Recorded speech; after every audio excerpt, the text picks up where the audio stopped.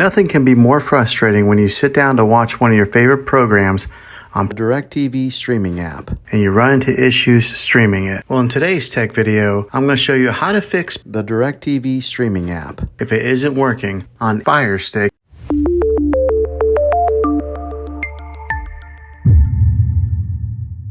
Let's see if we can fix your problems and get your DirecTV streaming app back up and running as quickly as possible. The first one, it's the easiest one to try, and that is to unplug your TV from the wall outlet and wait 60 seconds. Now don't be impatient here, wait the whole 60 seconds, then plug it back in. This is very different from turning your TV on and off with your remote control. This is what we call a hard reset of your TV, so make sure you do this method. If that doesn't work, then find your router that is giving you Wi-Fi and unplug the power to that for 60 seconds. Then plug it back in. If it fixes it, great. If not, let's go ahead and move on to the next method. Try deleting the DirecTV streaming app on your TV. Go to wherever the apps are located on your system and remove the app altogether. Then reinstall the DirecTV streaming app again. After you reinstall it, you might have to log back in with all of your credentials, but hopefully this will work. And if that doesn't work, then I recommend buying an affordable Roku stick, Fire Stick, or Apple TV 4K and plug that into your TV and use that as your main streaming player. And you'll be able to access the DirecTV streaming app that way. I'll put links in the description down below of where you can get one. Well, hopefully this video was helpful for you.